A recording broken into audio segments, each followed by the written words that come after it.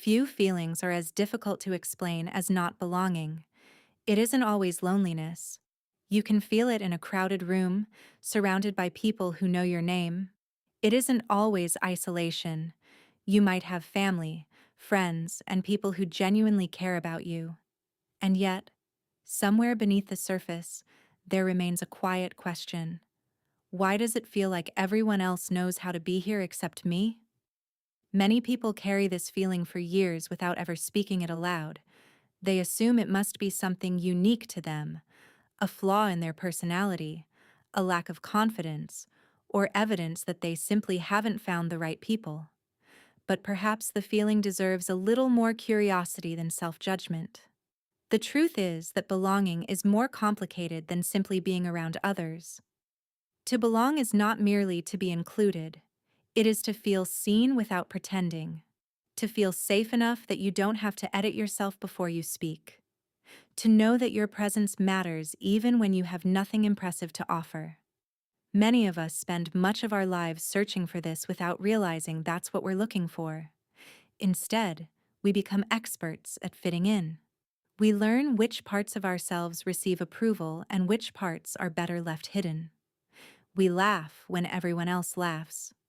We say we're doing fine because it is easier than explaining otherwise. We shape ourselves to meet expectations we never consciously agreed to. Over time, this can create a strange kind of loneliness. People may know the version of us we've carefully presented, while the quieter parts of ourselves remain unseen. It is difficult to feel like you belong when the person everyone welcomes is only part of who you are. Modern life adds another layer to this experience. We now compare our ordinary moments with thousands of carefully curated lives every day. We see friendships, celebrations, achievements, and milestones without witnessing the doubts, awkward conversations, disappointments, or quiet evenings that exist between them. The result is subtle, but powerful. It begins to seem as though everyone else has found the place where they belong. Everyone except us. But appearances have always been poor evidence of reality. Many of the people who seem most confident carry the same quiet questions. Many who appear deeply connected have known seasons of profound loneliness. Many who seem completely at home in the world have spent years wondering where they fit. Belonging is often much rarer than it appears. There is another reason we struggle with this feeling. We often imagine belonging as a destination. One day we'll find the perfect group, the perfect relationship, the perfect city, the perfect career. Then the feeling will disappear. Sometimes changing our circumstances does help. There are places where we are more understood. There are people who make us feel wonderfully at ease. Finding them matters. But even then, the longing rarely disappears completely. Perhaps because some part of belonging is not about finding the perfect place. It is about slowly allowing ourselves to arrive where we already are. To stop measuring our worth against impossible standards. To stop believing we must become someone else before we deserve connection. To trust that our ordinary selves are enough to be known. This is easier to write than to live. Being fully seen requires vulnerability, and vulnerability has often been met with disappointment. Some of us learned early in life that being ourselves came with consequences. Perhaps we were misunderstood. Perhaps we were told we were too sensitive, too quiet, too emotional, too ambitious, too different, or not enough. When experiences like these accumulate, it becomes natural to protect ourselves. We hide what feels fragile. We become careful. We learn to belong by disappearing a little. The tragedy is that the very strategies that once kept us safe can later make genuine belonging difficult. People cannot know the parts of us we've worked so hard to conceal. Still, there is hope. Not because one day everyone will understand you.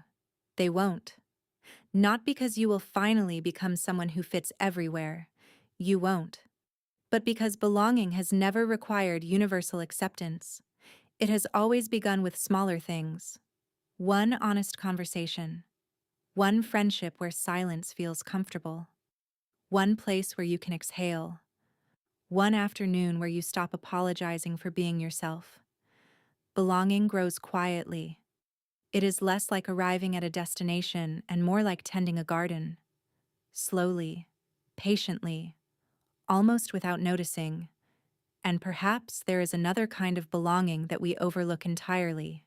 The belonging we already have with the world itself. Before anyone knew your name, you belonged to the morning sky, to forests, to rivers, to birdsong, to changing seasons. The earth has never asked you to prove yourself before welcoming you. The trees do not care whether you are successful. The ocean does not ask whether you have your life figured out. Sunlight falls equally on those who feel certain and those who feel lost. Nature has a remarkable way of reminding us that existence itself is a kind of belonging, that perhaps being alive is enough reason to have a place here. If you have spent much of your life feeling like you don't quite fit, know this: you are not strange for feeling that way. You are not alone in carrying that question, and you are certainly not the only person quietly wondering where you belong. Perhaps belonging is not something waiting somewhere far away. Perhaps it begins the moment we stop asking, "How do I become someone worthy of belonging?" and begin asking a gentler question instead. What would it be like to believe I already have a place here? That answer may not arrive all at once, but like so many worthwhile things, it often begins quietly, with one person, one conversation, one walk beneath a sky that has been making room for you all along,